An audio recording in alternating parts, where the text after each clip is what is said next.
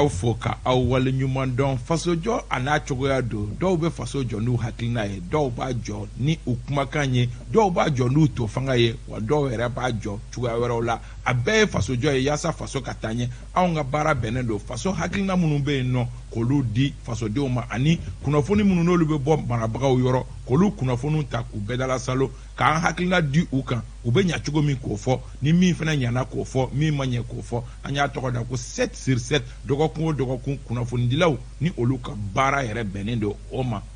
kunnafoni ko ma k'olu wele ka na an ka na baro kɛ jamana kunkan kow kan jamana kunkan kow cayara nin dɔgɔkun in kɔnɔ hali n'o y'a sɔrɔ dɔw bɛ yen nɔ an da tɛna maga olu la i n'a fɔ bingani wale min n'o taara k'an ka jamana sɛgɛrɛ Boni Moti marabolo kɔnɔna la an b'a dɔn k'a fɔ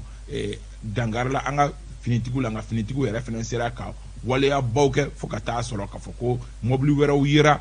banbanci ninnu bolo min n'an ka finitigiw sera ko olu minɛ u la an bɛ tasi bila kɛrɛnkɛrɛnnen kɛ ka ɲɛsin an ka finitigiw ma u bɛ jija min na halisa ala k'a jija jidi ani minnu ni olu ni tora ko in na an bɛ tasi bila kɛ ka ɲɛsin olu fana ma ala ka lahara sɔn suma u ye an ka ndolatanaw fana ni lɛgiliw olu fana kan ka ndolatan karidonya in na u ni marɔkukaw kan ka ɲɔgɔn sɔrɔ an bɛ an dusukun a n'an hakili fara ɲɔgɔn kan ka o di cɛ 11 minnu bɛna don walasa dimi min donna anw na a bɛ san caman bɔ farikolo ɲɛnajɛ ko la nin ka k'a daminɛlen k'a ban pewu kupu a ka na Mali kɔnɔ an bɛ o tasibila kɛ n y'a fɔ k'a fɔ ko dɔgɔkun kunkankow cayara ka fara ka komisɛni wɛrɛw bɛ yen nɔ an da tɛna don minnu na nka min ni anw ye o ta bi ka se ka an nɛn don olu ni ɲɔgɔn cɛ o bɛ tali kɛ babuba 2 kan a fɔlɔfɔlɔ ye min ye Imam Mamou Diko le très respecté ni ale tun ye M5 RFP olu ka autorité morale ye a bɔra a ka mangun kɔnɔna la kalo damadɔni kɔfɛ ka sɔrɔ ka a tun y'a jira k'a fɔ ko a ka laɲini kun ye min ye ni o ye fanga kolon min n'o tun bɛ an kunna n'o o y'a yɛrɛ ka fɔcogo ye n'o bɔra ye k'a bɛ segin a ka misiri kɔnɔ don a labanna min na o ye k'a fɔ ko a ye sɛbɛnfura dɔ bɔ an b'an nɛn don ani ɲɔgɔn cɛ ka sɛbɛnfura in lajɛ an hakilina ye min ye a kan ka o di n'an bɔr'o la jamana bɛ bisibasa la ka sɔrɔ kɛ dɔgɔkun in bɛɛ kɔnɔ burutigiw mɔgɔw solila ka wuli ka sɔrɔ burutigiw olu ye sɔngɔ yɛlɛ o dugusɛjɛ mɔgɔw solila ka wuli ka sɔrɔ sotaramatigiw ni bolimafɛntigiw olu bɛɛ ko baara tɛ yen nɔ ka fara o kan INT mɔgɔw fana kun y'u kunkan bɔ ko olu bɛna u ka baarabila sɛbɛn wɛrɛ don tuguni nka an hakili la o ko ɲɛnabɔra su ko ni dugusɛjɛ cɛ ka fara o kan sifinnaka dɔw fana wulilen don k'a fɔ ko accord a walawaleyali ko kuma min bɛ sen na k'a tɛ bɛn bi k'a tɛ bɛn sini ninnu bɛɛ lajɛlen faralen ɲɔgɔn kan tubabu b'a fɔ o ma ko groin social an bɛ n'an nɛn don ni ɲɔgɔn cɛ o ko bɔra min solution jumɛn bɛ se ka k'a la anw ta ye ɲɛfɔli ye ni hakilina talaw ni olu sera ka caman t'a kɔnɔ a bɛ jamana nafa ka se ka nin kuma ninnu batiri an ye wele bila an baarakɛɲɔgɔn ani an balimaw ma Sori Ibrahim Jalo ni sɔgɔma kaba an bɛ lamɛntɛrɛ jɛkulu bɛɛ lajɛlen fo a diyara n ye minnu tulo b'an na Mali kɔnɔ Mali kɔ kan ko bɛɛ lajɛlen ko ni ɲankuma ka foli ɲɛsin an cakɛɲɔgɔn ni an teriw ma minnu fana bɛ plateau kan ka dɔw don kɛ an ka sɔrɔsiw ye minnu ni tora an ka Maliko la ka dɔw kɛ ala ka u fara silamɛsiw kan minnu banana ka dɔw ko ye ala ka bana segin kɔ ka bana in ban pewu ka an bɛɛ sababa ma sabula an bɛ ɲɔgɔn sɔrɔ plateau in kan kunnafoni kadiri kɔnɔ hakilina hali bi an ka sɔn wagati dɔw la ka hakili bila dusu ye ami voilà Samata sɛgɛw dun an tɛ segin o kan bilen an ka dɔw don kɛ jɔn b'u ye ni ala sɔnna laɲini a bɛ sabati Mali Konate ma fɔ bɛɛ lajɛlen ma ku danse kɛrɛnkɛrɛn maa minnu bɛ sa marakala ka daminɛ Kayi fo Kidali fo Tawudeni fo Kindira fo Algérie frontière la bɛɛ lajɛlen fo donc an b'a fɔ ku danse kɛnɛ kan comme i y'a fɔ cogo min na an ka sɔrɔsiw min fatura kɛlɛkɛda la an bɛ dugawu don ko ala ka hinɛw la k'u dayɔrɔ suma u taara ka fɛn min to ala ka barika don la minnu fana bɛ k'a fɔ ko u joginnen don ala ka lafiya bɔ daku ye an ka cɛden minnu fana bɛ an bɛ waati min na komi sisan Cameroun k'a fɔ ko dimanche don ni ala sɔnna k'u kan ka jouer final la an bɛ dugawu kɛ u ka segin ni coupe y'an fɛ amina yarabi Pasaro Issa mi fo n bɛ n barokɛɲɔgɔn fo fɛn fɛn bɛ k'an filɛ jamana kɔnɔ ani jamana kɔ kan an bɛ foli di u bɛɛ lajɛlen ma c'est-à-dire u bɛ k'an filɛ cogo o cogo la parce que an lamɛn cogo o cogo la an bɛ u fo o la ka dugawu kɛ an ka Samata Sɛgɛw ye ko nin ye final 2nan ye ala ka nin kɛ zen an ka c'est-à-dire sanfɛ jɔyɔrɔ an k'o sɔrɔ n'o ye place fɔlɔ ye an dalen bɛ u la ma bisabani komi be yen ala ka jija di u ma min b'a to bɛ se ka dususuma ka da ka jamana mago bɛ fɛn na dususuma di ma million 18 wa jamana mago bɛ fɛn na fɛn min ministre ko ma million 20 a ko un malien supporter 20 millions de supporters donc ma million 20 min bɛ ka se ka nisɔndiya lase hakilina bɛɛ lajɛlen ma nin waati in na ka da ka jamana mago bɛ fɛn na fɛn min bɛ se ka an bɛɛ fara ɲɔgɔn kan an ɲɛ b'a la politiki tɔn wɛrɛw bɛɛ faralen bɛ ɲɔgɔn kan ka u ka dusu nisɔndiya yira an ka samata sɛgɛ localiw olu bɛ ka min kɛ Cameroun nin waati in na donc an bɛ dugawu k'u ye ka tasi bila ka se an ka finitigiw ma u bɛ cɛsiri min na jamana kɔnɔ ala de bɛ u sara ala de bɛ u sara la ka da ka finitigiya yɛrɛ jɔyɔrɔba don ni makara don ka da ka e de bi nin bila mɔgɔ wɛrɛw ka lakana ɲɛ donc u ye o min suganti an bɛ u fo o la ka tasibila kɛ u ye hali bi ala ka se di u ma juguw kan Yusuf Sissoko ka mɛjɛkulu ani fɛn fɛn sɔrɔlen b'u ka jamana na k'u fo k'a ka techniciens fo n tɔɲɔgɔn bɔra ka kuma bɛɛ fɔ donc finitigiw ani an égliw an bɛ kani bɛ dugawu k'u ye halisa ala ka sankɔrɔta d'u ma an bɛ dugawu fana k'ala ka jamana basigi parce que bi jamana bɛ kɔlɔlɔ min kɔnɔ tiɲɛ yɛrɛ la ça ne rassure pas donc an bɛ dugawu de kɛ halisa jamana ka se ka basigi pour que an bɛ crise min kɔnɔ crise ninnu bɛɛ ka se ka ban voilà. an b'a to e la siɲɛ kelen an b'a dɔn k'a fɔ jamana kɔnɔ min kunkan bɔra ka bin o de ye k'a fɔ Imam Mamud Dicko ye kunun juma de sugandi walasa ka sɛbɛnfura dɔ bɔ k'a di Yusuf e ye sɛbɛnfura ye cogo di kaba bon a bɛ se ka bali tɔw la mais a ma bali ne la parce que a bɛ komi a bɛ fɔ tubabukan na cogo min l'histoire m'a donné raison et je pense que ni Rasbach tun bilalen don tiɲɛ yɛrɛ la tun ye a ye mission kelen k'a ka grand dossier la parce que ne y'a sɛbɛn n ka gafe la n ko Mamud Dicko ye politique mɔgɔ de ye a wagati a ye émission dɔ kɛ ne kan ka ne ka article kalan ko ne ko CEMAS ye politique tɔ ye ko Mamud Dicko ye politique mɔgɔ ye ko tɛ tiɲɛ a dɔn kɔni bon mɔgɔ caman ye wele n yɛrɛ tilala ka émission in lamɛn bon mais malheureusement a yɛrɛ tɛ yan bi an bɛ dugawu k'a ye halisa ala ka liberté d'âme pour que a ka se k'an ka tiɲɛ segin ma moi je pense que Mamud Dicko ka nin ma bali ne la ni an ka kuma manifeste in kan fɔlɔ manifeste in a bɛ komi politique sɛbɛn de don n'i ye appel lancé peuple ma et o appel lancé len ye mun ye parce que k'a jateminɛ bi ko jamana bɛ kɔlɔlɔ min kɔnɔ ko kɔlɔlɔ ɲuman tɛ ko donc n'a b'o cogo la ko fasoden bɛɛ kan ka tɛgɛ di ɲɔgɔn ma donc n'i y'a jateminɛ a bɛ comme discours politique de don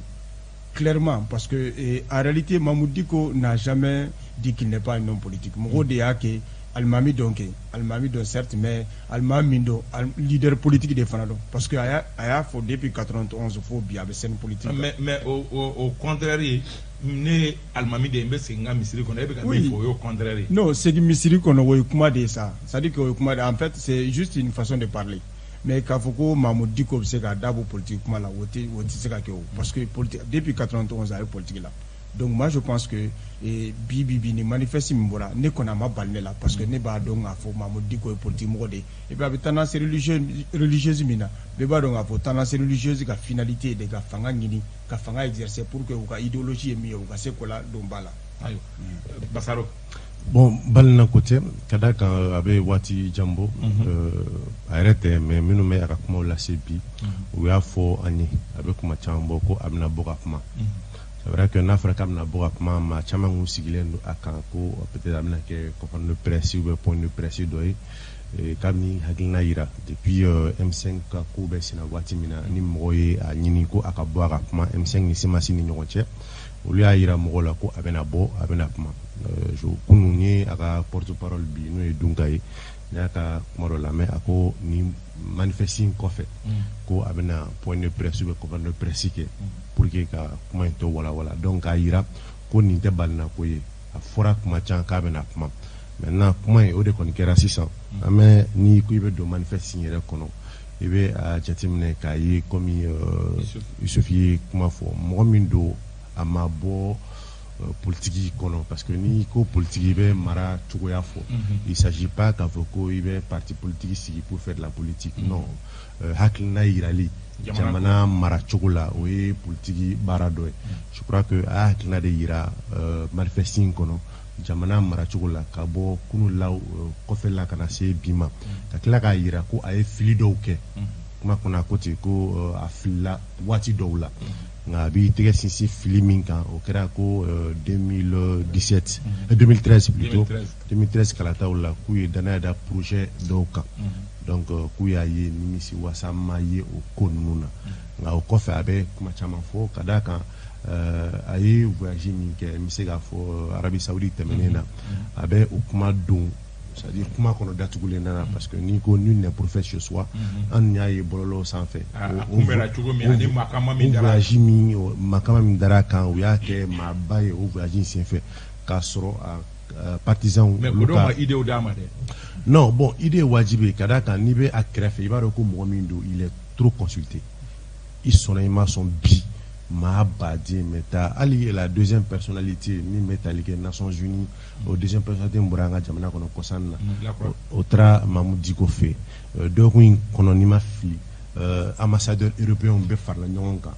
ka taa Mamadou Diko fɛ bon CEDEAO min fɛnɛ ni o ye an bɛ gɛlɛya min kɔnɔ nin waati in na ni olu ye médiateur ye olu ma visite foyi kɛ jamana in kɔnɔ ka bɔ kun na ka na se bi ma k'u m'a ɲini ni k'a rencontrer donc o de kama a b'a fɔ manifeste in kɔnɔ ko a ka dama tugu k'a ka dayɛlɛlen tora a ye maa caman lamɛn o bɛɛ kɔfɛ i b'a ye 18 août la ka na se bi ma a yɛrɛ ye taama dɔw kɛ kɔnɔna la parce que n y'o de fɔ hali o waati ninnu na ni mɔgɔ y'a ɲininka a b'a ko non ko a bɛna kuma c'est à dire a ka kɛrɛfɛmɔgɔ bɛna k'a bɛna kuma donc an diinɛ ɲɛmɔgɔ caman fana ye ɲɔgɔn ye donc k'a d'a kan o bɛɛ b'a yira ko mɔgɔ min don da in kuma tugu a ye mɔgɔw lamɛn je crois que o bɛɛ de kɔfɛ a ye nin manifeste in bɔ maintenant manifeste hakilina ye min ye peut-être que la kuma kɔnɔ quoi. Je crois que c'est très difficile de parler après Koro et Bassaro. Ne bɛ fɛ ka mun fara kan dɔrɔn k'a fɔ ko surtout Koro yi sinsin yɔrɔ min kan ko politique ta fanfɛla je crois que tout le monde est politicien à sa façon parce que politique yɛrɛ ye fɛn jumɛn ka se ka hakilina ko Bassaro a fɔ hakilina ta di même le prophète a ye politique kɛ waati dɔ la waati min na a seginna ka bɔ Medina ka taa don Maka Makankaw k'a ma k'a ka bɔ a sanfɛ ko ale ye ciden a k'a sɛbɛn dɔ ko Mohamed donc o fana ye politique dɔ ye. Donc je crois que politique tɛ dɔrɔn k'a fɔ ko comme a y'a fɔ cogoya min na k'a fɔ ko n ye parti politique créé mais politique i bɛ se ka politique kɛ k'i ka yɔrɔ la donc k'a fɔ ko Diko tɛ politicien i bɛ taa sɔrɔ politicien tɛ yɔrɔ min na a tɛ parti politique la mais a bɛ ka politique kɛ ka to a ka niveau la donc comme Bassoro a fɔ to a ka kumakan in b'a yira k'a fɔ ko jamana bɛ ka mara taabolo min kan an bɛ don min na ko bi parce que a b'o de fɔ a ka kuma dɔ la ko 2020 wulikajɔw dɔw de kɛra maliyɛnw wulila ka wulikajɔw dɔw kɛ maliyɛnw wulila ka laɲini dɔw de ɲini o laɲiniw de kɛra sababu ye n'a nana fo 18 août la donc o 18 août fana ko o laɲini tɛ se ka to ten ka bin ten an bɛ don min na ko bi k'a fɔ ko k'o to yen ko maliyɛnw k'o sigi ko o ko in lajɛ a ka kuma fana na a b'a yira k'a fɔ k'ale Diko Mamadou Diko ale bi engagé ka fɛn dɔw kɛ o ye ka se ka taa maliyɛnw rencontrer donc o kɔrɔ b'a yira bi bi na a yɛrɛ y'a ye comme a y'a fɔ cogo min na Bassoro fana y'a fɔ a ka kuma kɔnɔ a ko k'a ka dayɛlɛn a ka dayɛlɛn a bɛ mɔgɔ rencontrer tuma dɔ souvent i yɛrɛ bɛ taa Diko fɛ i bɛ se ka tile 3 kɛ yanni k'a ye ta ka segin na tellement que jama ka ca donc kɔrɔ bɛɛ b'a yira k'a fɔ a ka da tun yɛlɛnnen don mais n filila siɲɛ 1 n filila siɲɛ 2 n filila siɲɛ 3 comme a b'a fɔ a ka kuma kɔnɔ cogo min na k'a filila 2013 surtout a bɛ sinsin 2013 ta kan donc je crois que leçon de kan ka tirer sa mun de b'a to ne bɛ fili an bɛna tila k'olu analyser o leçon Sori Ibrahim Diallo merci Kaba ne bɛ kuma Mamadou Imam Diko kan wagati dɔ la i bɛ hakili jagabɔ kosɛbɛ comme ni min kɛ sisan a diyara n ye i ye kuma di an bɛɛ lajɛlen kɔfɛ parce que a bɛ permettre fɔta yɛrɛ hali i ka se ka jateminɛ k'a la parce que ne bɛ kuma ale kan ma deni tɛ jamana in kɔnɔ bi voilà donc a diyara i ye a ma diya i ye Imam Diko tɛ ma deni ye n'i ye maliyɛn ta bi ni maa 100 ta maa 90 a b'a dɔn justement maa 95 o ye silamɛ ye mɔgɔ min n'o bɛ olu ka jɛkulu kunna san 10 kɔnɔ donc mɔgɔw y'a dɔn Mali kɔnɔ ani Mali kɔ kan donc hali bi an kana ɲinɛ o yɔrɔ kɔ au conseil islamique a kalifala la plus d'une décennie donc voilà donc o b'a yira k'a fɔ ko maba tɛ jamana in kɔnɔ ma denin tɛ justement jamana in kɔnɔ et puis o bɛ cogo min kɔ kan fɛnɛ ma denin tɛ donc ni i bɛ kuma o kan i bɛ hakili jagabɔ kosɛbɛ manifeste min n'a bɔra ka a di ni kunɲɔgɔn kɔnɔ kɛrɛnkɛrɛnyana kunun ka ban ne y'a lamɛn n y'a kalan discours politique de b'a kɔnɔ en toute sincérité parce que ni bɛ kuma n bɛ kuma ni hakilina de ye mais je me vois tout de suite en face d'un leader politique d'un discours d'un leader politique ni mi y'a kɔnɔ ni mun faamuya kɔnɔ misaliyala 2013 kaba Imam Dicko a jɔyɔrɔ bonyana kosɛbɛ Ibrahim Boubacar Keita sigili la mais Ibrahim Boubacar Keita san 7 kɛ jamana kunna ale de sababu la en tout cas a jɔyɔrɔ bonyana na a sigili la fili caman kɛra ka Imam dadelen to o balani la ka taa se Boubou Cissé o ka nomination ma en tout cas a jɔyɔrɔ fɛnɛ bonyana o la mais a ye wele ko ni manifeste kɔnɔ menale fili cayara kosɛbɛ kaba kana bila o la an filɛ yɔrɔ min sisan fanga bin o sababu IBK ka fanga bin sababu Imam Dicko n'a ka jama don donc fili cayara mais je me suis posé la question pourquoi tout ce temps là Imam bɛ a kɛra sababu ye ka mɔgɔ caman sigi fili bɛ ka caya u fɛ u ka baara kɛcogo la Imam tɛ kuma fo kana se wagati dɔ la a bɛ wagati dɔ sɔnti bɛɛ lajɛlen degunnen bɛ wagati min na a bɛ bɔ a bɛ kuma dɔ fɔ conclusion ye min ye ne ye min faamuya kɔnɔ wagati o wagati n'a bɛ bɔ tiɲɛni bɛ kɛ a ɲanba la a bɛ se k'a ye a wagati la a bɛ se ka kuma ka fu siri dan na mais a t'a kɛ a bɛ wagati dɔ de suganti au moment où tout le monde dit que c'est merde a bɛ bɔ ka kuma donc n ye min faamuya a ka boli caman kɔnɔ o ye k'a fɔ n'a bɔra wagati o wagati ka kuma a bɛ dɔ fara ka code de popularité de kan o kɔrɔ o ye jumɛn ye n bɛ n yɛrɛ ɲininka o la a bɛ k'o kɛ kun jumɛn na i bɛ k'i yɛrɛ ayiwa Youssouf c'est vrai que manifeste kɔnɔ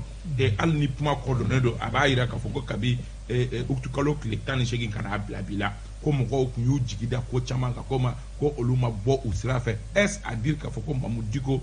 ko transition waɲa man bon n'i ye kuma in jateminɛ effectivement i b'o de fɔ parce que jalagili caman taara k'a sɛgɛrɛ parce que a fɔra ko hali premier ministre bandaw nomeli a senb'a la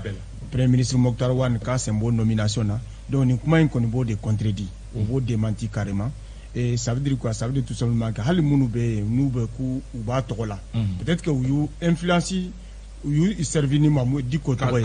ka dɔn o yɔrɔ in na ministre b'o la CNT mɔgɔ caman bɛ CNT la qui se réclame de Mamadou Dicko mais a ka kumacogo in kɔni b'a jira tiɲɛ yɛrɛ la k'a fɔ ale sen tɛ olu ka nomination n'a ka cidenw don a tɛ se k'u a fɔ k'u ka baara taabolo man ɲi voilà maintenant n'a ka cidenw don kɔni tiɲɛ yɛrɛ la a ye kuma min fɔ a t'o fɔ donc moi je pense que Mamadou Dicko a ka kuma in kɔni ɲana réellement franchement a ɲana parce que au moins ça va donner l'avantage de clarifier sa position clairement donc a ka position ye jumɛn ye il est maintenant un acteur politique. Il veut s'impliquer dans la gouvernance. Il veut carrément s'impliquer dans la gouvernance. Peut-être pas forcément pour être président de la République, ou bien pour être... Mais c'est Massi Kouyo, il a maintenant. Oui, mais c'est Massi, je crois que Alini, Agani Kumachuko Imbaïra Kafo, c'est Massi Fanabora Djikoro. Ni c'est Massi Bora Djikoro, nouveau souffle de nos fébis. Ayo de soro parce que Agani manifeste sur Yafa Rakuma qu'on avait communié à la côté de popularité, parce que il a dénoncé déjà l'État. Et mon gouvernance n'a mania dénoncé manifesting donc ça veut dire tout simplement que il se démarque carrément de tout ce qui se passe au niveau de la transition mais et même avant la transition donc moi je pense que Ninko n'est fait même honnêtement Kaba ne te jigi Mamadou Dicko là parce que mon ma famille au lieu de se faire quoi manganga politique c'est un citoyen comme toi comme moi donc Imam don choco mais citoyen de s'il joue de tous ces droits mais mɔgɔ bɛ min déplorer c'est que ka diinɛ ta ka politique kɛ n'o ye mɔgɔw b'o fana déplorer parce que mɔgɔw tugura i kɔ en tant que imam mais mɔgɔw ma tugu i kɔ en tant que leader politique. Oui mais o de erreur yo parce que en réalité ni tugura ko en tant que imam a ye fɛn dɔ de yira i la o la maintenant a bɛ discours fɛn o fɛn tenu depuis meeting ninnu daminɛ fo bi c'est du discours politique leader politique bɛ discours min tenu Mamadou Dicko b'o de tenu. Mais il n'a jamais dit, par exemple, il n'a jamais prôné, il n'a jamais prêché la par exemple, une république islamique. Il a cité à son nom. Donc, avec discours fait tenu, avec discours politique. Donc, il faut mettre ça dans ce cadre-là. Donc, c'est un leader politique, point barre. Est-ce que Amsega a fait candidat pour Bora ou Bassaro? Non, c'est vrai que politique Kumala. Bitien ani chini fene tien ya chini dai anya yi kuma jaw na gateme mado be u kale ku chien politique kuma na kofe kuma be klaka u mine mais ni discours in laje et puis en plus ni modo kuma na shuro jatemne be jumene yira je ne sais pas quoi kera dogingo ne isantara na ala koloshi Burkina. Burkina, le premier ministre actuel a ka déclaration de politique générale, c'est-à-dire le premier ministre est à l'Assemblée nyakoro ka kalega cheminke.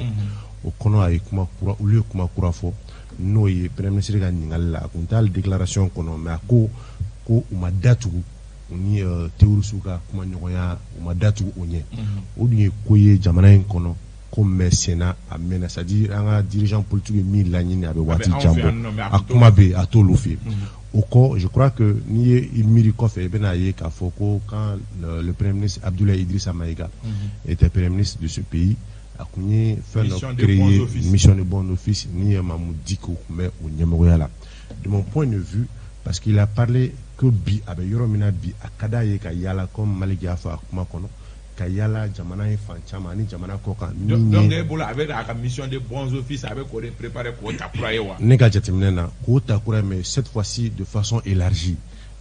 jume c'est akana dans jamana ndoroma parce que ni a jatimne ni rebelo kuma info bi maminu ka kuma ka chala kosebe oye haketo be kuma ko flala ko tien fenado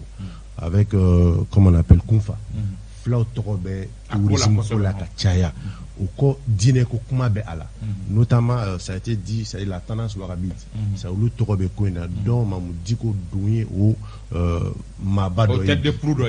bi donc c'est-à-dire vouloir démarcher c'est-à-dire cette laïcité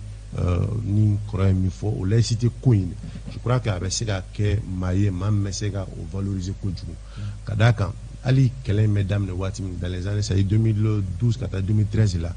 où y tan kasi ko chamanke courant fa fait anu ye kuma chama fo ka nyini minu me jamana ko fe ya ni kufa no be dine ko kuma la mo jigoro fo che chama u kana ko dine ko kuma fo benika famiado et que ali kira clé la o am dumna ko bi c'est dit bingani kama wajibe ka do ka dine la ko o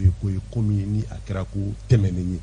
bi ma be la famiado ka do dine na. Donc je pense bien les gars familiales mission de bourse élargie mais cette fois-ci quand la coordination nationale c'est-à-dire qu'il faut que Mali devait à piloter parce que na blara Mali a Dakar abena ke feni femi ibito fanga yela Mali boloka kadaka Abdul obi boala exactement obisegi boala mais ni blara sous tutelle des Nations Unies nya fond Nations Unies européen en deuxième président na no nyoni ambassadeur européen chamambora fi kosanna Mali ki afo même mo min a yelika gele marola tellement be mo rencontrer ani dine mo chama kumana ani samedina dronte al chrétien dine nyom ko anu ole kuma chamake donc nega familial avec au bara ni lanini pour préparer de sorte que il peut s'investir même au Tchad fleuve du tourisme Malik bololo sans fait kuma min tiara ka ma berka do ye o kale ka chien ka ko ni ko ni manifesting ko fait ko sigatala imam Mamoudi ko candidat manifesting ngono je crois que aya fora kuma kono ko agenda tachilen tabolo ni ko ina en même temps ambition personnelle fenetala walma intérêt personnel do be ko bin ko fait mais kabaga jamana situation to na parti tableau ni na kan je crois que ayo fo manifeste kon nana depuis ni bité c'est masi afra wati na ko c'est masi lancement binake matchama tu fo ko digo candidat 2023 je crois que ce jour elle a fait 1 heure de temps à erkelen on a de ke kumana ka kon lancement renya ne re wula ka sama ka nyini ka question chama tu me bolo sanfé ka se ka nyini ko la ka se ka kanata do akoma do nte réponse di manina maintenant c'est le lancement de la mi ka réponse beti adona ay erkelen ko de ke kumana réponse fait tu me question fait tu même ni kuma kam ga fone ako 91 na fo korea fo to komna ko olutume mais maliki mo ko ka jete ndé je m'engage mana chaya aramadenga kuma la tro korea ka ko ambition il n'a politique mais ambition du meilleur parce que corolé album manangana diko ba fo ko nga jamais né kaba menalo e bi ambition bi se ka ale ka barako na bi se ka fo t'engager à faire quelque chose ko korta yere ki bi ka fanga yini ko korta yere ki bi ka faire ka président mais bi fait ka faire no de ke donc na yo fo amba mina a dalaka ma bi domina ko bi abaka mufo komi basora fa kuma kono politique bunanku a dobe kuma do fo bishina yelema na yelema wakati mina ka kuma kan yelema sanse mo amofo me binaw ya fo kabina neke ni de ba kono aba kono aya mina ba da kono on be fa mais aba kono kuma wara machine na do wara mais est-ce que manifester géopolitique bon parce que ngani yak be mo ko do kono à travers digo ka manifester est-ce que do tu ba candidature abseka fallike sadi bibi na itse ka bokibe jamana marato shila ko adiko bo krefe aka gɛlɛn parce que i yɛrɛ mana ye cogo cogo parce que a fɔ c'est à dire ne segin o kan toujours quoi diɲɛ mɔgɔ fɛn fɛn b'a la bɛɛ bɛ taga fɛ yen mɔgɔ mana na Mali kɔnɔ an bɛ don min na ko bi k'u b'u da don Mali crise la bɛɛ bɛ taga fɛ yen u bɛ taa ɲini hakili la donc o kɔrɔ b'a jira mɔgɔ minnu a tɛ se ka écarter cogo si la ka bɔ système kɔnɔna na en même temps a ka kuma kɔnɔna na a b'a jira k'a fɔ mais est-ce que religieux kan ka kɛ au niveau n'i ye kuma to n bolo parce que n bɛ précision ɲininkali kɛ précision ɲininkali mais ne ma taa au bout de mes idées n tɛ se ka wala kɛ parce que n'i y'a to ta k'a cun ta n tɛ se ka taa au fond de mes idées mais n bɛ fɛ ka mun fɔ dɔrɔn n'i ye Dicko ka nin kumakan jateminɛ misali la a ko k'a fɔ ko transition bɛ ka taa taabolo nka taabolo ɲɛnama tɛ mɔgɔ ye wuli ka jɔ mun kɛ parce que n'i y'a jateminɛ mɔgɔ caman sara ale ka da la mɔgɔ sara Badalabugu bi na an bɛ don min na ko bi fɛn o fɛn bɛ ka kɛ jamana kɔnɔ tout sauf ka chercher ka savoir mɔgɔ minnu ye mɔgɔ minnu faga jɔn ni nɔw don minnu fana sagara yala u kan ka sa ten fu la wa parce que dɔw tu sara imagine denmisɛnnin k'a to a ka denmisɛnniya bunakun na k'a ni garaba ka bɔ a la parce que a wulila dɔrɔn ko jamana bɛ ka gérer cogo min na ko gérer cogo min na pour que ale bɛ se ka ji sɔrɔ pour que ale bɛ se ka courant sɔrɔ mais ka se k'a faga ka sina ka nin bɔ a la parce que k'a y'o demander c'est trop kaba bi an bɛ don min na ko bi an ye maa joli minɛ k'o kɛ kaso la ko parce que k'olu waleya dɔ kɛ mais yala nin tigilamɔgɔ jɔn l'olu kɛ o ni ka rapport bɔra o ni tigɛ ɲɛsi yɔrɔ dɔ la Mali ka rapport bɛ min an bɛ min enquête taara min donc je crois que aujourd'hui Dicko k'a fɔ ko transition bɛ taa o kɔrɔ t'a yɛrɛ k'a fɔ k'a ye maa dɔw suganti dɛ ko a ma mɔgɔ suganti k'a fɔ ko par exemple kɔrɔ y'a fɔ a ka kuma kɔnɔ ko ni Dicko ka nin kuma b'a jira k'a fɔ ko maa dɔw kɛra ministre ye maa dɔw donna CNT la maa dɔw kɛra nin ko Dicko ka maa suganti tɛ o kɔrɔ t'o jira o e bɛ se ka maa dɔ suganti mais a ka baara kelen tɛ se ka diya i ye kɔfɛ a ye baara dɔ kɛ mais o la i bɛ mun kɛ a ye mun kɛ ne o de i b'a dénoncer de a ye mun kɛ o de y'o kɛ o n ye karisa suganti n kɔnɔ ko karisa bɛ se ka nin kɛ a ma se ka kɛ bon a ma se ka nin kɛ m'a dénoncer k'a fɔ karisa ma se ka nin kɛ o bɛ kɛ o c'est tout à fait normal o kɔrɔ t'a jira k'a fɔ ko e ma suganti mais i bɛ se ka suganti mais a ye fɛn dɔ kɛ o mun ma ɲa ye o kɔrɔ i b'o bɔ kɔ c'est pour cela que o de ye Mali fana to kɔfɛ donc e bolo candidat tɛ ne tɛ se k'a fɔ bibi na parce que a m'a fɔ anw ɲɛna k'a fɔ candidat ne tɛ se k'a fɔ bibi na candidat don mais ne bɛ se ka kuma mun kan dɔrɔn o de a ye mun yira n na ko bi mais bibi na Dicko ka wuli ka jɔ kan k'i ɲɛsin yɔrɔ min na maaw wuli ka jɔ kɛ kun minnu kama a kan ka wuli k'i ɲɛsin o de ma an bɛ turu kelen kɔ ka taa sori discours e yɛrɛ tun y'a fɔ kaban e bolo nin ye Dicko kɔni ka candidature de lancer kaba non bi kɔni nisɔndiyalen don parce que tiɲɛ yɛrɛ la i bila i ka rôle de kɔnɔ i ni Maliki bi kɔni tiɲɛ na sabu mais i ka ɲininkali jaabi siga t'a la Mamadou Dicko Imam Dicko ye candidat siga yɛrɛ t'a la c'est à dire an ka kuma musalaka dabila quoi n bɛ prévu damadɔ di ma dɔrɔn kuma dafa ma yɔrɔ yɛrɛ o de ka prévu n bɛ prévu damadɔ di ma dɔrɔn kama manifeste kɔnɔ manifeste kɔnɔ je m'engage o prévu ya sorry mais écoute je n'ai pas fini o kana kuma tigɛ na parce que ko kaba kana parce que i tun t'a fɛ ka kuma dɔ fɔ kaba b'a fɛ i ka fɔ kaba Maliyɛnw degunnen bɛ yɔrɔ yɔrɔ n bɛ wuli n bɛ se aw ma n b'aw lamɛn Imam Dicko déjà an dontɔ filɛ campagne kɔnɔ ça c'est clair et net a bɛ taa ka taa Maliyɛnw de lamɛn degun bɛ Maliyɛn minnu kan depuis 2013 Imam Dicko kɛra sababu ye ka mɔgɔ di an ma an y'a ta n'o kɛra IBK ye o san 7 kɔlɔlɔ an b'a kɔnɔ bi Imam Dicko sababu la a ye mɔgɔ suganti kaba ni a n'o olu jɛra i ka fanga b'a la ne ma da la a jɛɲɔgɔn na ani a ka maa suganti ni Imam Dicko n'u bɛ ɲɔgɔn kan fɔ bi kaba donc sans doute Imam Dicko est candidat campagne daminɛtɔ filɛ code de popularité de bɛ ka yɛlɛ sika ni wagati bɛɛ lajɛlen bɛɛ ani mɔgɔ bɛ ka jɛ a bɛ k'i bolo bɔ a bɛ bolo et d'ailleurs moi je profite de l'occasion pour dire clairement a y'a burankɛ sacrifier ka ban Issa Kawujimi c'est fini divorce kɛra u ni ɲɔgɔn cɛ ayiwa ɲininkali belebeleba ye min ye sisan fɛn fila bɛ yen mɔgɔw ko sigilen bɛ k'a fɔ ko Dicko bɛ olu kuma fɔ semasi crise bɛ semasi kɔnɔ bi ani mɔgɔ minnu fagara Dicko yɛrɛ ka misirida la protection kama nka n'i ye manifeste ta k'a jateminɛ nulle part manifeste kɔnɔ ni kuma fila tɛ e y'o analyser cogo di. oui n y'a fɔ n ka kuma daminɛ kɔnɔ n ko a bɛ komi a y'a ko dɔn semasi la ka ban a y'a ko dɔn semasi la parce que bosobasa min bɛ semasi kɔnɔ o t'ale ŋaniya ye et je pense que a y'a fɔ cogo min Issa Kawujimi bon vraiment sur ce plan quand moi je lui donne parfaitement raison parce que Issa Kawujimi mɔgɔ se ka Issa Kawujimi bila i ka ɲɛfɛ o k'e ka se ka ɲɛ sɔrɔ non ça c'est clair il faut c'est à dire que c'est un saisonnier en politique n seginna kan n ko Issa Kawujimi est un saisonnier en politique i kan ka kuma min fɔ san 5 kɔnɔ n'i y'o fɔ kalo 3 k'i sigi tu ne feras que te répéter donc a tɛ se ka continuer ka Issa Kawujimi ménager cogo si la parce que Issa Kawujimi tɛ se ka ménager donc moi je pense que Mamadou Dicko a fait un très bon choix le fait de lâcher maintenant Oui, mais c'est massif. C'est massif là parce que Issa Kaouji m'a tendance là. Mais tendance doing, Mamoudiko se reconnaît dans ça. Tendance non, clairement parce que nous, où est bureau, où est Issa Kaouji la délégation à you reçoit. Il dit qu'il a pris acte. S'il n'était pas d'accord, la moindre des choses c'est de dire oui, mais quand tu dis que tu as pris acte, ça veut dire. Mais ni Issa Kaouji ni Mamoudiko non, bon, moi je pense que Alou déjà. Obe situation to aggravé de parce que anga tabiato ilu yo ay ko minka ni saka ni Mamudiko demso bola minke utanga tabia yo imuso kera chuko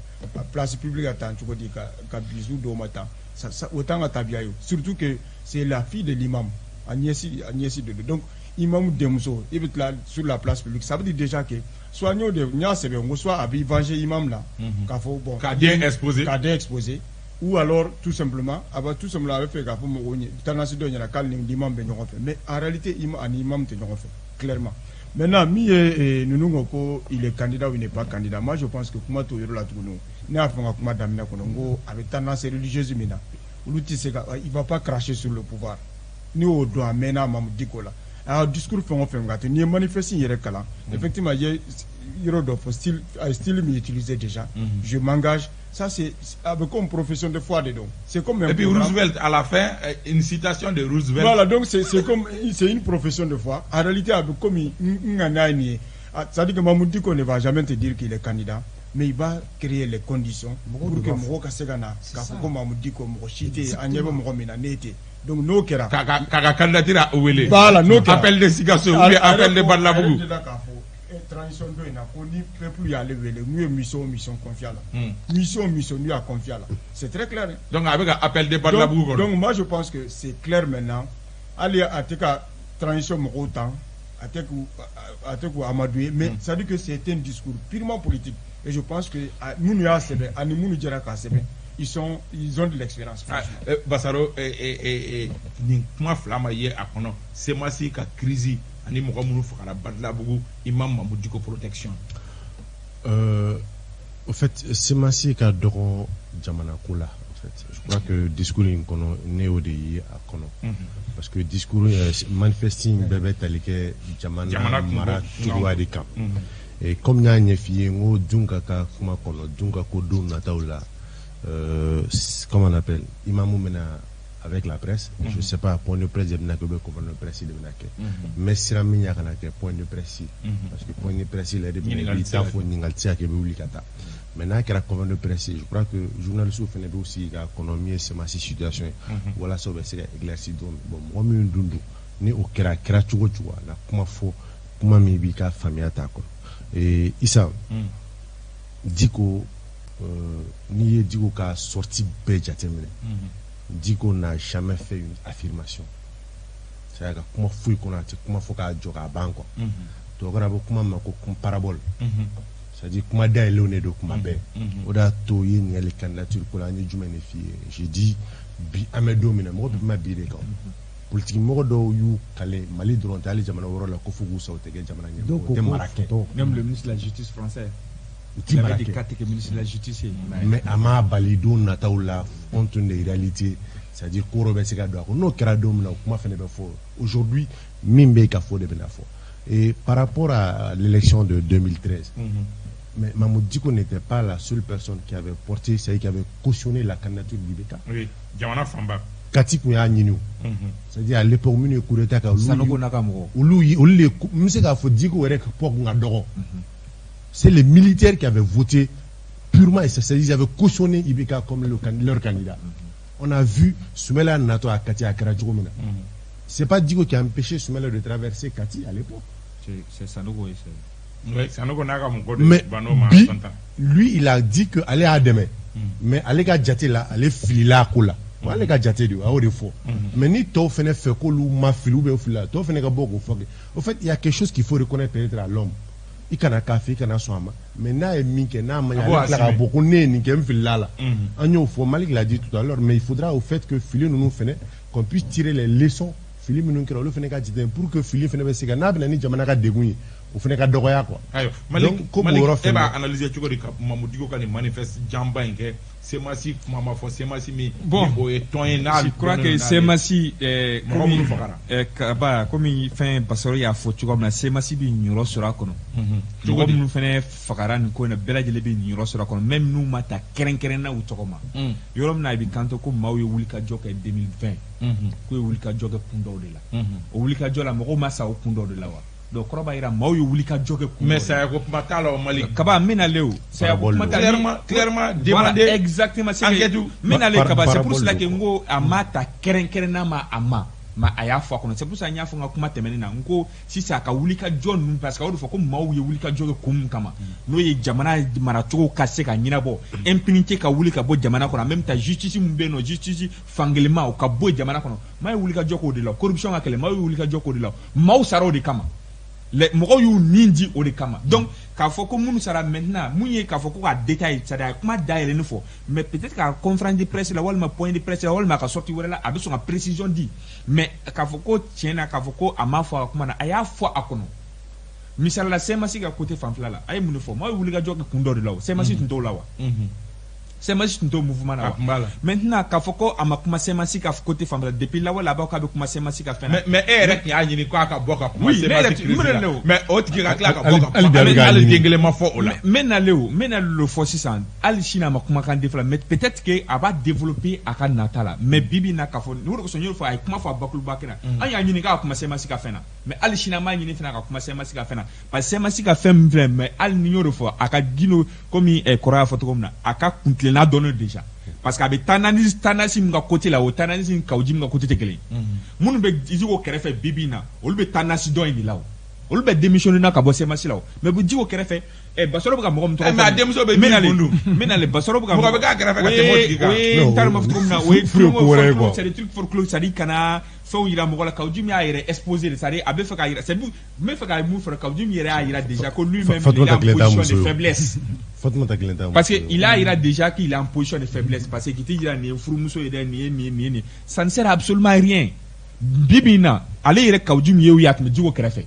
est-ce que Kaouji ka kumakan na bi a bɛ taa plateau kan i b'a mɛn ko n bɛ kuma ni ko Mahamudu Djiko tɔgɔ ye wa est-ce que i b'a mɛn tile filanin na wa donc u kan ka mɔgɔ rappel fɛn dɔ la kunu tun tɛmɛna Kaouji kuma o kuma je parle au nom de Imam Mahamudu Djiko mais aujourd'hui il parle plus au nom de Mahamudu Djiko a kuma o kuma soit a ka asserter walima kuma o kuma surtout tile filanin na n'a taara télévision wɛrɛ kan a ko n bɛ kuma en tant que Issa Kaouji ko ne yɛrɛ hakilinata ye jumɛn donc a bɔra sisan coordinateur général la a bɔra sisan Imam Mahamudu Djiko tɔgɔ la a kɛra sisan Kaouji min yɛrɛ hakilinata ye donc n bɛ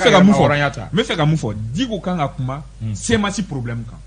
mais CMAC bi ɲiyɔrɔ kuma sɔrɔ nin kɔnɔna na parce que CMAC tun bɛ kɛlɛ dɔ de la n'o ye kɛlɛ jumɛn ye o de jamana bɛ se ka mara cogo ɲuman kɛ cogo min na parce que a y'o de fɔ 2020 mɔgɔ ye wulikajɔ de kɛ donc an bɛ mun ɲini sisan dɔrɔn c'est à dire surtout minnu ye wulikajɔ kɛ minnu yɛrɛ sara kɛrɛnkɛrɛn ne bɛ insister o côté de kan mɔgɔw ka saya kana kɛ fu ye a bɛna kuma olu kan mɔgɔw ka saya kana kɛ fu ye quand est-ce que Djiko va parler je crois que Djiko a déjà fait une erreur jumɛn ye i ye kɛlɛ kɛ ka se niveau dɔ ma depuis ni coup d'état kɔfɛ Djiko nini jɔ sisan n bɛ segin ka na misiri kɔnɔ c'était pas le moment e tɛ se ka kɛlɛ kɛ cogo si la ka na n'a ye fɛn dɔ kɛlɛ sera yɔrɔ dɔ ma k'a fɔ k'e bɛ retourner ka taga i bɛ kɛlɛ lase fo ka taa kɛlɛ laban o de kɛra Djiko ka yɛrɛ de ye kɛlɛ ka banni ye jumɛn ye mɔgɔ minnu sara fɔlɔ u sara kun jumɛn na f'o de ka kɛ o ye kelen filanan fɛnɛ ye jumɛn ye mun jɔn n'u faga o ka ɲɛɲini k'o dɔn mais e tɛ se k'a fɔ dɔrɔn ko kɛra nin yɔrɔ la dɔrɔn parce que ko e tun ye i b'a fɔ ko fu y'u ta ko n'aw fu y'u ta karisa taara a banna ne bɛ segin ka na misiri kɔnɔ non Djiko ye erreur kɛ déjà depuis le départ donc maintenant ka manifeste kɛ o kuma ma fɔ o kɔnɔ maintenant a ka erreur ko n y'o de f'i ɲɛna sa kaba ko manifeste kɔnɔ a fɔra sa a fɔra sa mais a fɔra en général kaba quoi juste conclure que k'a fɔ ko ani Kaouji tɛ ɲɔgɔn fɛ i b'a ye manifeste procédure la quoi i b'a ye c'est à dire n'an bɛ fɔlɔ la manifeste in bɔlen mɔgɔ tun bɛ jɔ tun bɛ girin mɔgɔ min kan pour commenter ka manifeste in commenter ka kɔnɔna kumaw walawala o kun ye jɔn de ye mais bi ye jɔn de y'a tɔgɔ mɛn jɔn da pour défendre on peut parler de ça merci non mais a tun tɛ Kaou ta cours de par le passé n bɛ fɛ juste ka réagir un peu Dogo Malik ye kuma min fɔ en fait je suis d'accord avec Kaba ni n'a ma ɲa n'i ye nin silence ba in bɛɛ kɛ i ye nin wagati jan in kɛ i tɛ ka kuma ni kumana actualité brûlante i kan ka kuma olu kan mais le fait k'a ma kuma CMAC problème kan le fait que minnu sara m'a fɔ c'est à dire que a tun kan ka tɔn OCD k'a fɔ vraiment on veut que la justice soit rendue enquête ka kɛ mais a m'o minnu fɔ o yɔrɔ kɛra filiba ye dɔɔni manifeste yala non sɛbɛn de parabole ye sa bon ni ko k'i b'a yɛrɛ kolo ka girin ka se hakɛ ma c'est pour ça que mo fi na ay kuma fɔ kuma bil ay kuma gouvernement o de do quoi o de fɔra manifeste yɛrɛ c'est pourquoi on a parlé de parabole c'est-à-dire ay kuma fɔ i b'a sɔrɔ a kɔnɔ ni ko ko maaw ye wuli ka jɔ kɛ 2020 maaw ye wuli ka jɔ kɛ jumɛn la ɲinɛ min y'o tigɛ sabati mɔgɔ mun de kɛra o sen fɛ imam Mamoudigo fanga ye imam Mamoudigo ani ni ne ni Maliki ni Sori an fanga ye jumɛn parce que an bɛ kuma fasoden fanba ye an bɛ kuma bɛɛ b'an faamu émission in fanga y'o ye kalannen fara kalanbali ka arabu kalan tubabu kalan mɛ jamanaden fanba b'an faamu Diko ka fanga tun y'o ye n'a y'a diya a b'a fɔ tubabukan n'a y'a diya a b'a fɔ bamanankan mɛ bɛɛ bɛ faamuya sa mɛ n'i taara manifeste kɛ manifeste min kumaw ye kuma gros ka tila k'a laban tɔgɔ ma fɔ dɛ a labanna ni Roosevelt de tɔgɔ a y'o fɔ fɛnɛ a y'o ka citation min fɛnɛ fɔ la o ye toujours c'est-à-dire kɔrɔba yɛrɛ a ka manifeste yɛrɛ bɛ mun yira Roosevelt o de ye mɔgɔ minnu t'a dɔn Roosevelt ye jamanakuntigi kɔrɔ de Rusiw ka jamanakuntigi kɔrɔ ayiwa Issa n'o de c'est-à-dire i ye kanko kuma min fɔ toujours n ye min mɛn dun ka da il a dit que ni manifeste k'u bɛna traduit à une vingtaine de langues c'est-à-dire kan 20 ɲɔgɔnna na min n'a bɛ cari pour que bɛɛ k'i ta sɔrɔ a la o fana yan'o cɛ gouverneur président kuma fana d'accord non je crois qu'aujourd'hui ma mɔgɔ perturbé merci bien kaba ne kɔni ye fɛn kelen de faamuya Mamadou Diko ka dadeli kɔnɔna in na i b'a dɔn depuis IBK ka coup d'état kɛra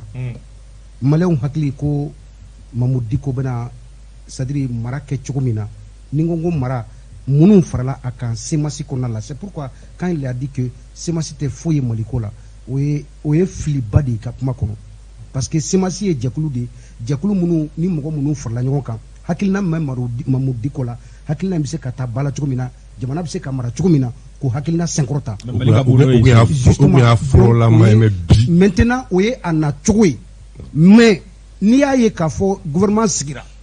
mɔgɔ caman ɲugunu u yɛrɛ la président taara premier ministre taara ka na gouvernement sigi minnu farala Mamadou Diko kan kaba olu y'a ye k'a fɔ olu ka hakilina ani Mamadou Diko ka tagabolo a ka ja i b'a fɔ ko jɛgɛjala ni baji Mamadou Diko mɔgɔ caman ɲuguna a ka tagabolo la à l'époque jusqu'à ce que aujourd'hui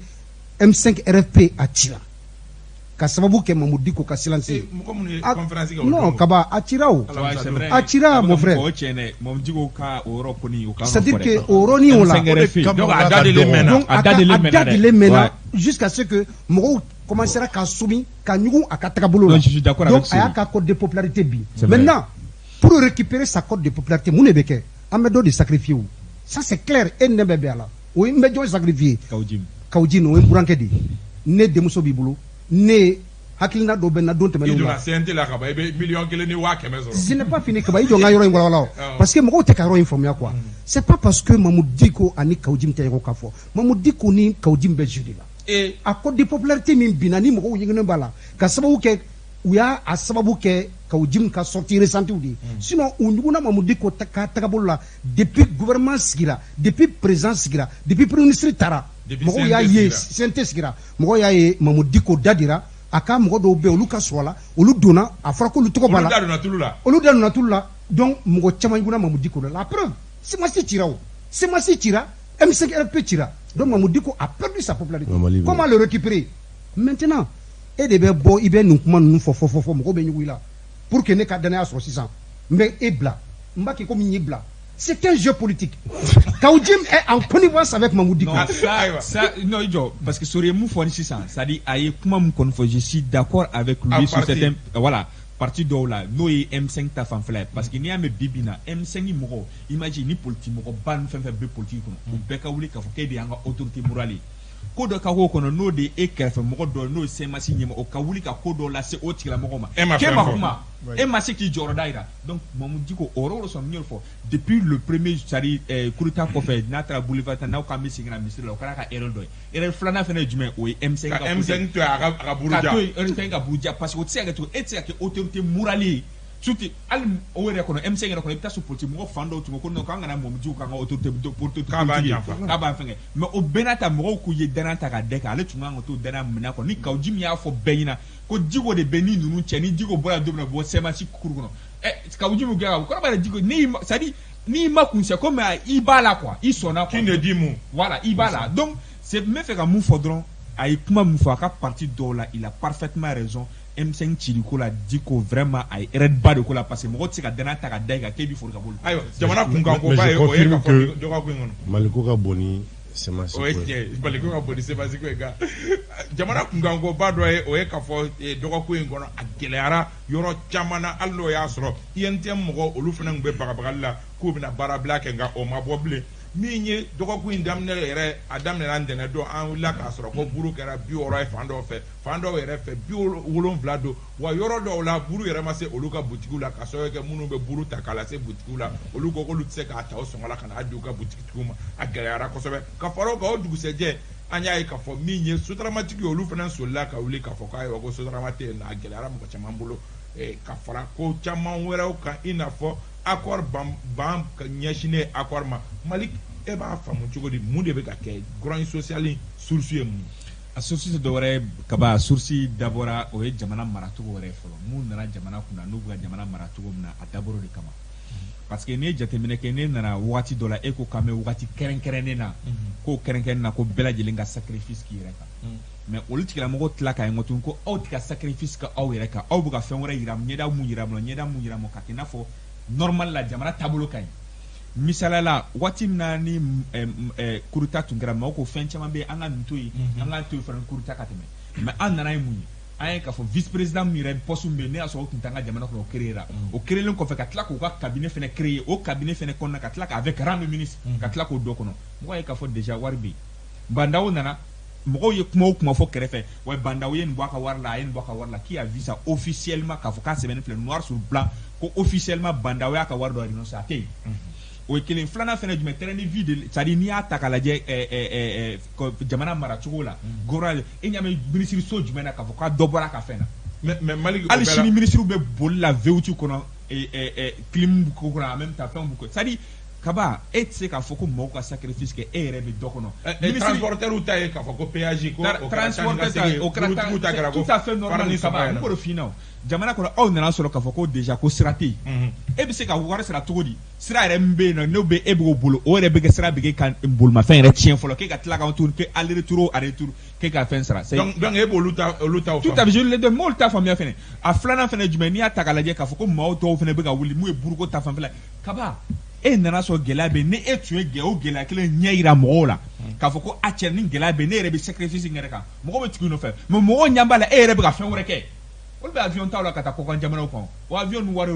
avion taw ta ka taa o tɛ dɔwɛrɛ kɛ wa donc kaba an k'a fɔ ɲɔgɔn na n bɛ fɛ ka bɔ kuma na yɔrɔ min na an ka fɔ ɲɔgɔn ne bɛ raison di ninnu ma il faut fallait que mɔgɔw ka parce que bɛɛ lajɛlen k'i ta u fari fanjugu yira u fanjugu yira cogo min na yɛlɛma bɛ se ka don jamana taabolo la ninnu fana ka dɔ b'u ta la olu bɛ dɔ bila ninnu fana bɛ dɔ bila comme an bɛ se ka mun ye CNT ka hali CNT n'i y'a ta k'a lajɛ u ye CNT ta ka mun de don mɔgɔw tun kɔnɔ k'u bɛna 250 d'u ma walima 250 d'u ma miliyɔn kelen ni fɛn joli ka tila ka mobili jɛman belebele b'u bolo donc an ka fɔ ɲɔgɔn ɲɛna quoi aw tɛ se ka na k'a fɔ ka jamana ta dɔrɔn ka aw yɛrɛ ka en même temps a bɛɛ lajɛlen kɛrɛfɛ mɔgɔ ye CNT ta k'a lajɛ kɛ a bɛɛ lajɛlen kɔrɔfɛ ni mun tun tɛ CNSP la i bɛ taa sɔrɔ o ye somɔgɔ dɔ walima yan fɛ i b'a ta k'a lajɛ a tilancɛ bɛ o ye walima o karisa o bɛ ɲuman korokara kati o de ko fɔ donc an k'a fɔ ɲɔgɔn ɲɛna jamana tɛ se ka mara ten k'aw kana mɔgɔ dɔw ye kɛlɛ kɛ fɛn dɔ kama k'olu bila kɛrɛfɛ aw ka timinayɔrɔ ta ka se ka aw sigi n'o jamana parce que e bɛ grand social analyser cogo di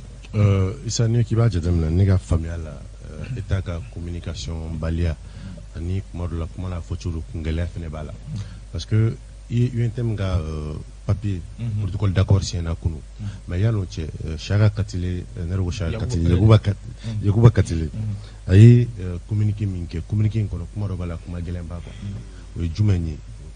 ko minisiri y'i bolonɔ bila sɛbɛn na k'a sɔrɔ sɛbɛn min n'o tun tɛ bɛn ka sɛbɛn ye parce que u kun bɛnna min kan o relecture kɛtɔ o ye fɛn dɔ b'o la ko minisiri y'i bolonɔ bila o sɛbɛn na donc a yirala ko min sɛbɛnna ko o tɛ bɛnkan sɛbɛnw ye minisiri y'i ban de k'ale tɛ a bolonɔ fali même après l'intervention du premier ministre o de sɛbɛnnen bɛ communiqué in kɔnɔ donc o ye ko gɛlɛnba de min tun bɛ na ni kɔlɔlɔba de jamana in kɔnɔ parce que UNTM ka grève tɛmɛnen a ye perte min se jamana in kɔnɔ kɔlɔlɔ tɛ a fɛn fɛn tile 5 dɔrɔn tɛ hali tile 3 min kɛra c'est UNTM mana taa grève hali ni tile 1 ye ça c'est une perte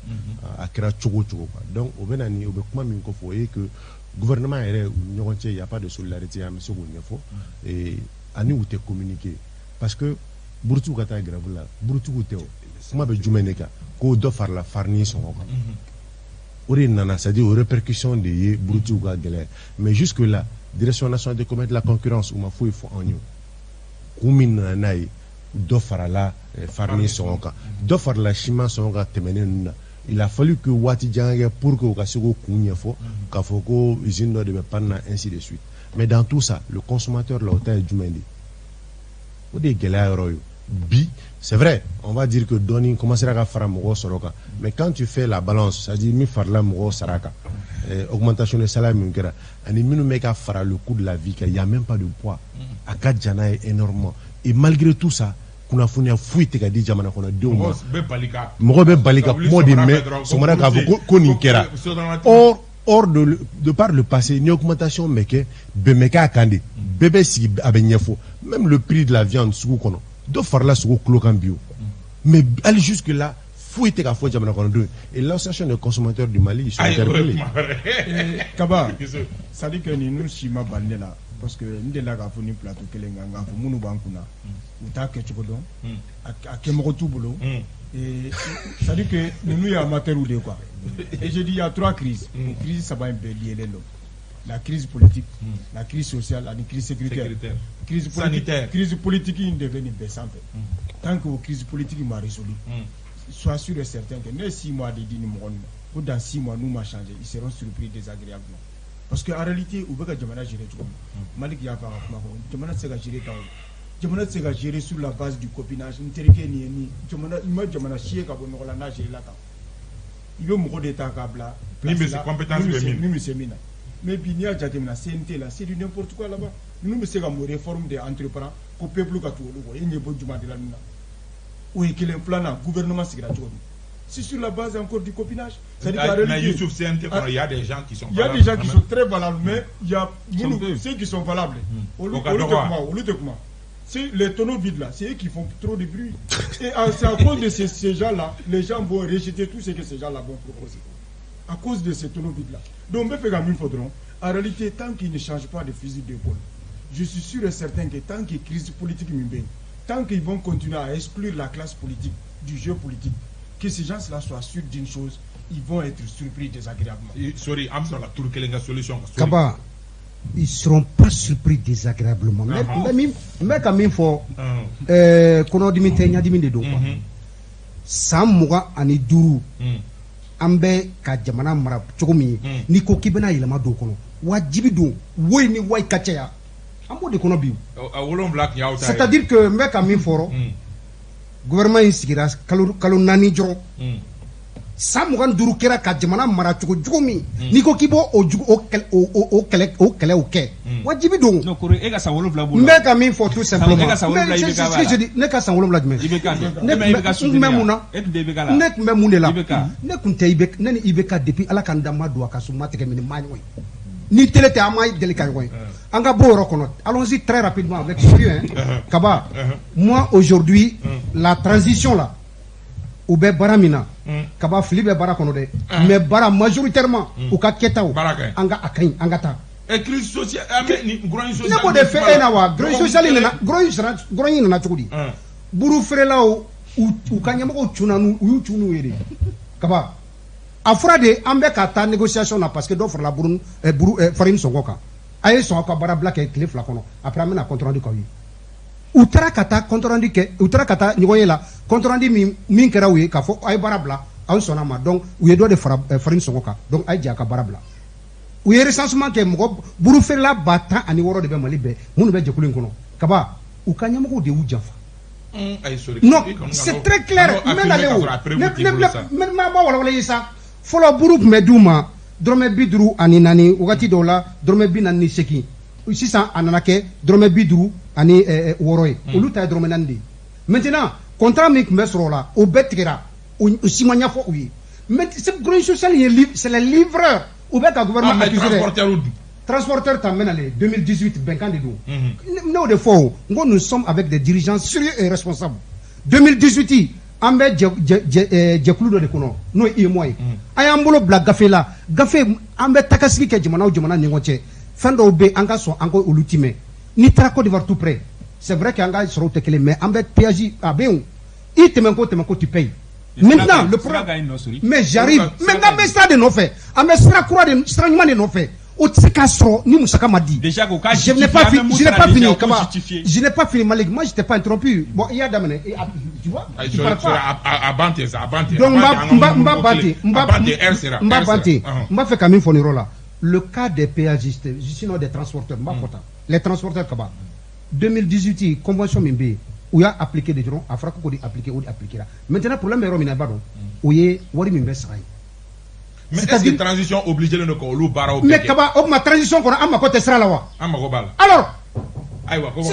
ko wakati corona ambe il faut ki walima don ka an limana o bela jelen fo bamza sizogo jogolojo ambe afo ka walima don ça tourne le table déjà e ma da ko nga me tongo ka